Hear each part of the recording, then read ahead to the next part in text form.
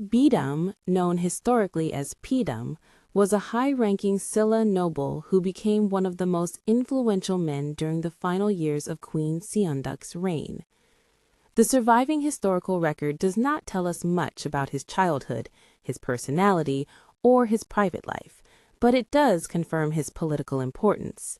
He rose to the level of Sangdadadung, a top leadership position, and later became remembered as the man who led a major rebellion in 647 CE, shaking the kingdom during one of its most unstable moments. Pidam's real strength in history is shown through his rank and influence, not through personal legends. A man does not reach the highest council leadership without strong alliances, noble backing, and deep political skill. Silla, at that time, was under pressure from outside enemies and also divided internally among powerful aristocratic groups. In that environment, someone like Pidam could rise quickly, but that same environment also made power extremely dangerous because every faction feared losing control. In 647 CE, Pidam launched an uprising against Queen Seondeok. The revolt became famous because it was justified publicly through a political claim that the country suffered because it was ruled by a woman and that women should not rule. Whether this was his true belief or a slogan meant to attract support, it became the main argument attached to his rebellion in later historical memory. Loyal forces quickly moved to crush the uprising, and the rebellion collapsed within a short period.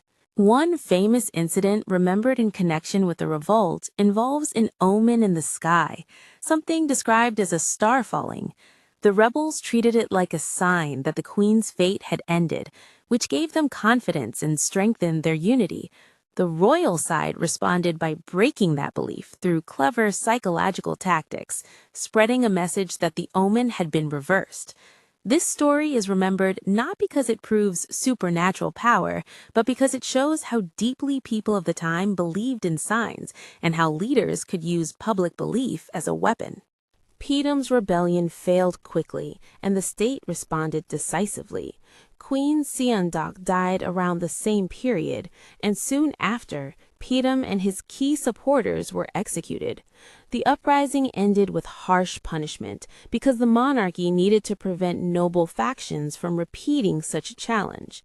In the historical record, Pidam remains important because his rebellion is one of the clearest examples of elite political conflict during Silla's crisis years. In the drama Queen Seondeok, Bidam is given the presence of a lethal warrior rather than a typical court official.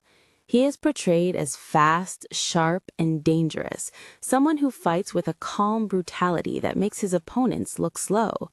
His style feels like survival training. He reacts instantly, strikes weak points, and ends fights quickly instead of dragging them into long battles. What makes him frightening is that his violence is controlled.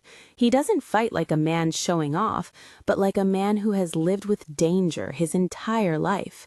In this version of Bidam, his blade is not just a weapon, it is the proof of his identity and the language he understands best. Bidam's love story is one of the strongest emotional parts of the drama. He falls in love with Deokman, Queen Seondeok, not just because she's a queen, but because she treats him like a real person. Bidam grew up feeling unwanted and alone, especially because he is Mishil's son, and his birth is treated like a secret that brings danger. Because of that, he always feels like he does not truly belong anywhere. When Deokman shows him trust and respect, it becomes everything to him. He wants to protect her, but he also wants to be the only one she depends on. As politics, jealousy, and fear start to grow between them, Bidam becomes more desperate. His love becomes painful and intense, and in the end, the same love that gave him hope also pushes him toward tragedy. Why drama Bidam feels so unforgettable? What makes drama Bidam unforgettable is the way he combines deadly fighting skill with raw human emotion, creating a character who feels both heroic and dangerous at the same time. His combat style is fast, sharp, and unpredictable.